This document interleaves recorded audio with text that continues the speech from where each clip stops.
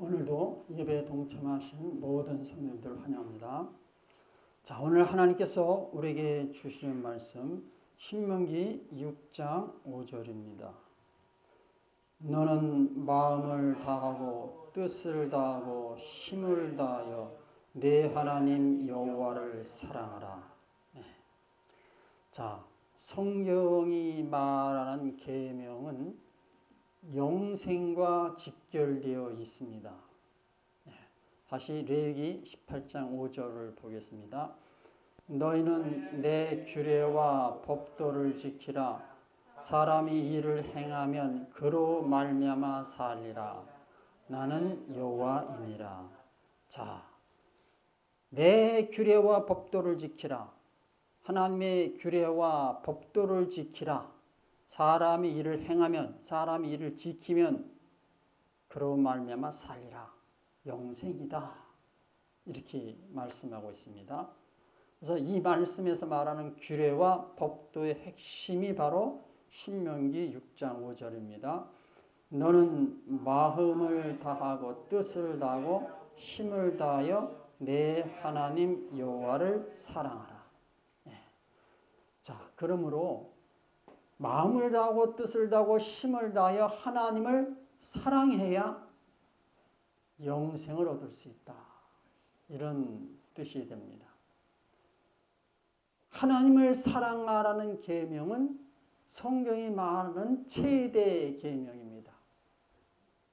그래서 이 최대 계명은 뭐예요? 영생과 직결되어 있다. 이렇게 이해할 수 있습니다. 자, 그러면 오늘날 이 최대 계명은 어떻게 됩니까? 이 최대 계명의 의미가 무엇이죠?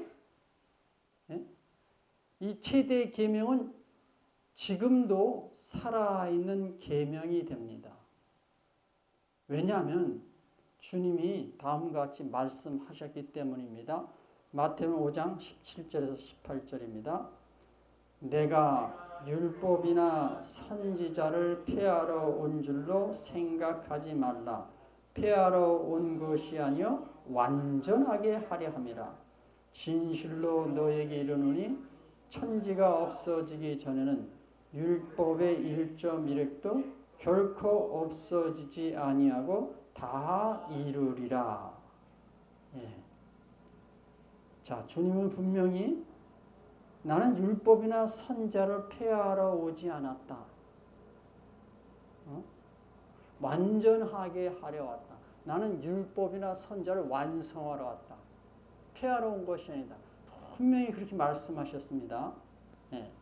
자, 그러면은 이 말씀의 의미는 어떻게 됩니까? 이 말씀의 의미는 복음은 율법을 폐한 것이 아니다. 이런 뜻이 들어있는 거죠. 이게 중요한 개념입니다. 중요한 거.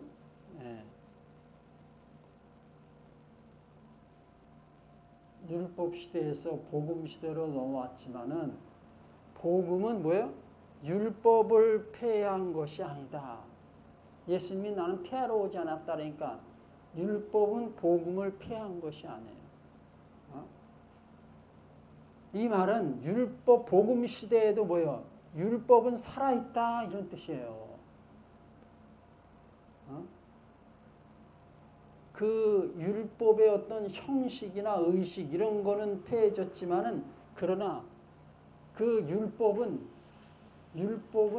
여전히 살아있어요. 그래서 율법의 정신은 뭐예요? 여전히 유효한 거예요. 율법에 담겨있는 하나님의 뜻은 지금도 살아있는 거예요. 그래서 율법의 최대 계명은 오늘날도 최대 계명이 되네요. 율법의 최대 계명은 지금도 최대 계명. 자, 이것을 다시 한번 간단히 정리하면 복음은 율법을 더욱 완전하게 하는 거예요. 더욱 완전하게 하는 거예요. 복음은 율법을 온전하게 하는 거예요. 예수님이 나는 율법을 폐하러 온 것이나 완전하게 하러 왔다. 그러니까 뭐예요? 복음은 율법을 더욱 완전하게, 더욱 온전하게 하고 있는 것이다.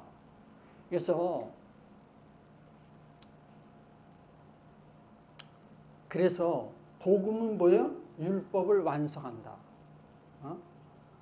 복음은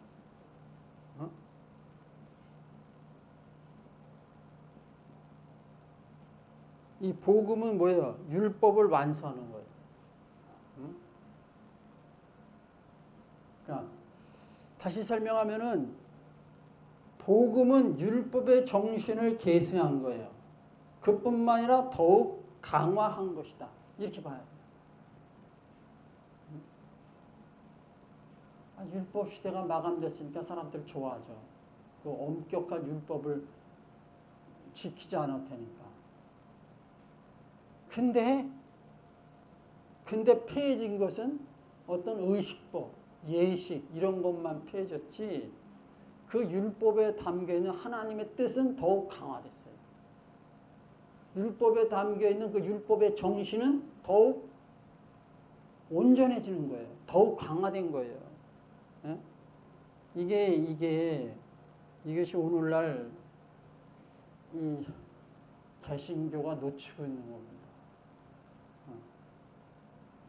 율법과 복음은 하나예요. 근데 지금 그걸 분리시켜서 율법은 버려버렸죠. 자, 왜 그러느냐? 예? 이 복음서, 이 신약성경 말씀을 보면은 그 사실이 그냥 그대로 나타나고 있습니다. 고린도전서 16장 22절 만일 누구든지 주를 사랑하지 아니하면 저주를 받을지어다. 우리 주여 오시옵소서. 만일 누구든지 주를 사랑하지 아니면 저주를 받을지어다. 주님을 사랑하지 않으면 저주받는다 그랬어요. 그럼 뭐예요? 율법의 최대 계명을 지키지 않으면 뭐예요? 저주받는다 그 소리예요. 하나님을 사랑하라는 계명을 지키지 않으면 뭐예요? 저주받는다. 율법에도 있고 복음서에도 신약 성경에도 있어요. 그러니까 율법의 계명, 최대 계명은 복음 시대도 최대 계명이에요. 자, 주를 사랑하지 않으면 저주받는다. 이게 뭔 말일까요? 자, 주님을 사랑하지 않으면 저주받는다. 그 소리는 뭐예요? 영벌에 들어간다. 지옥이다. 그런 소리예요. 주님을 사랑하지 않으면 이 저주, 저주받는다. 이 뜻이 영벌이요 지옥이라는 뜻이에요. 영벌이요 지옥. 이걸 반대로 해석하면은 그러면 주님을 사랑하면 어떻게 되는 거예요? 주님을 사랑하면 저주가 아니라 이건 뭐예요? 축복이 되는 거지. 축복을 받는 거죠. 주님을 사랑하지 않으면 저주받고 주님을 사랑하면 뭐예요? 축복을 받는 거죠. 그 축복의 결과는 뭐예요? 영생을 얻는 거지. 천국 백성이 되는 거죠. 이런 의미가 들어있는 거예요.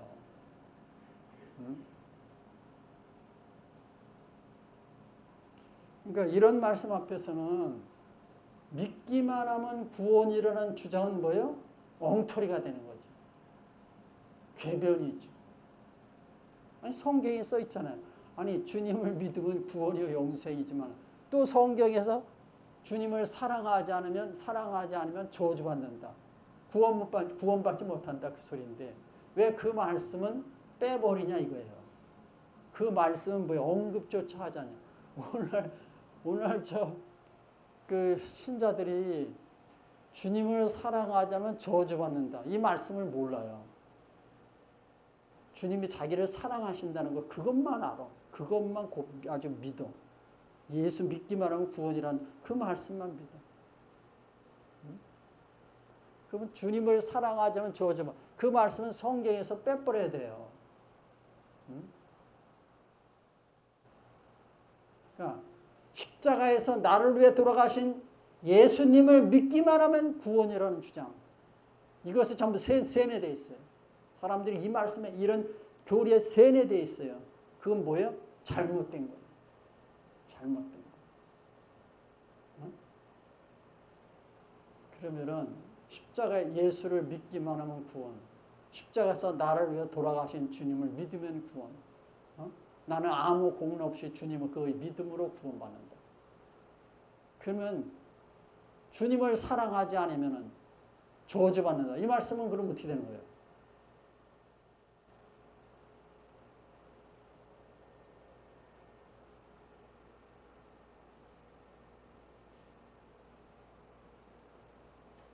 주님을 사랑해야 구원이요 영생이에요. 이 말씀도 충족을 시켜줘야 되는 거예요. 예수 믿어도 구원. 이 말씀을 충족시켜야 되고 또 십자가에서 주님이 돌아가실 때 나도 함께 죽었다는 그 고백, 믿음의 고백, 그것도 충족시켜줘야 되고 그 다음에 뭐예요? 주님을 사랑해야 구원이라는 그 말씀까지 다 충족시켜야 구원이에요. 근데 주님을 사랑해야 구원이라는 말은 빼버리잖아요. 그래서 개신교의 구원은 뭐예요? 함량 미단, 잘못된 것 이렇게 봐야 되는 거예요. 근데 성경의 최대 계명은 뭐예요? 하나님을 사랑, 주님을 사랑하는 것. 이것이 최대 계명이죠. 최대 계명을 지켜야 구원이고 영생이에요. 율법 시대에도 마찬가지예요. 그렇죠? 네. 그래서 이것을 다시 한번 정리해 보겠습니다. 율법 시대의 영생을 얻으려면 어떻게 해야 돼요? 주님을 사랑해야 돼요. 근데 어떻게 사랑해야 돼요? 마음을 다하고 뜻을 다하고 힘을 다하여 주님을 사랑해야 돼요. 근데 이 복음 시대, 그럼 복음 시대에는 영생을 얻으려면 어떻게 해야 돼요? 똑같아요. 마음을 다하고 뜻을 다하고 힘을 다하여 주님을 사랑해야 돼요. 예수님은 이 말씀을 어떻게 해석하셨어요? 마태복음은 마음을 다하고 뜻을 다하고 목숨을 다하고 힘을 다하여 주 하나님을 사랑하라. 그것이 최대 계명이다. 이렇게 말씀하셨어요.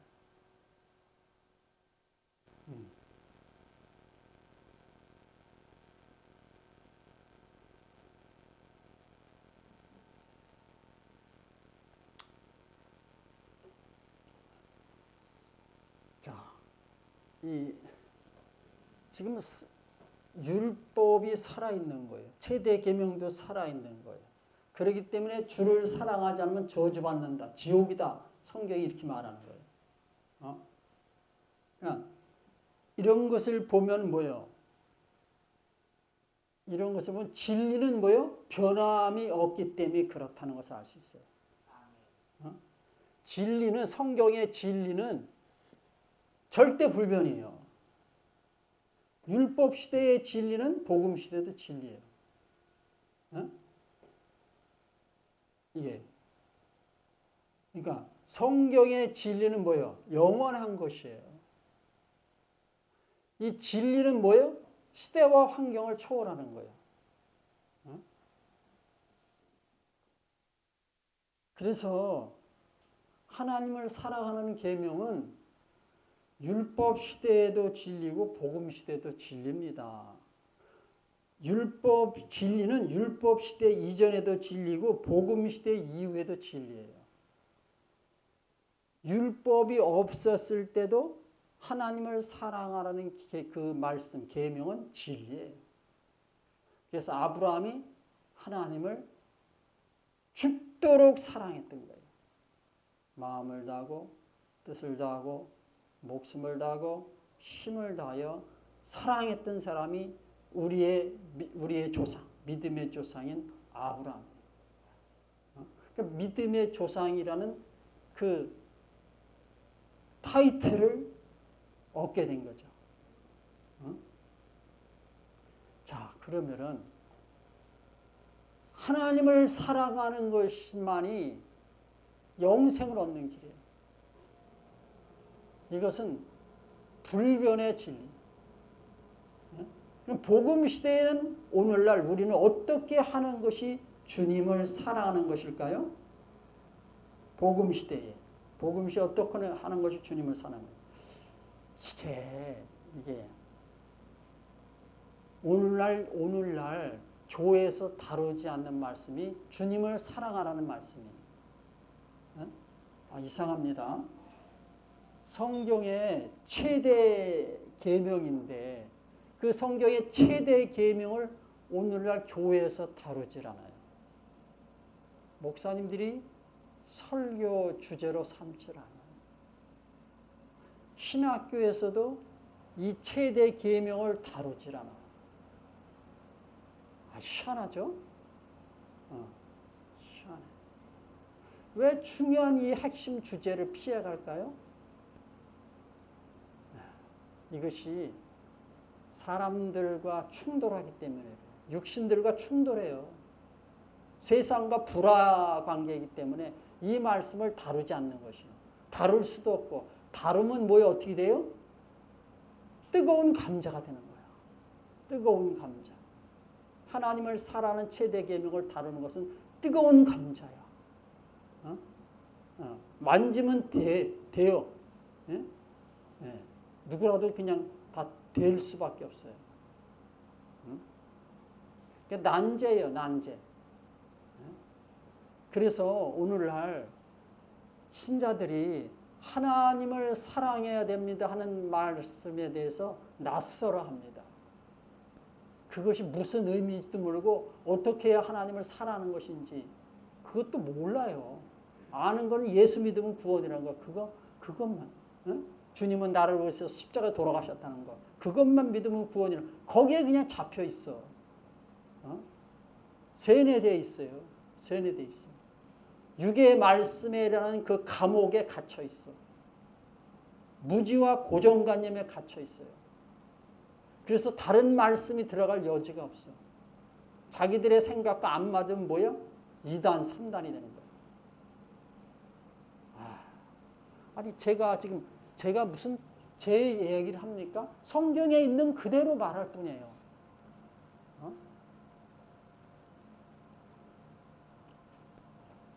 자, 그러면 복음 시대에는 오늘날 우리는 어떻게 하는 것이 주님을 사랑하는 것일까요?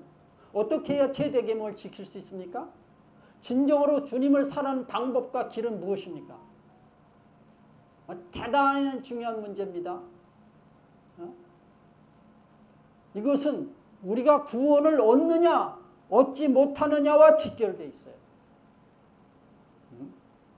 그래서 성경을 통해서 이것에 대해서 살펴보겠습니다.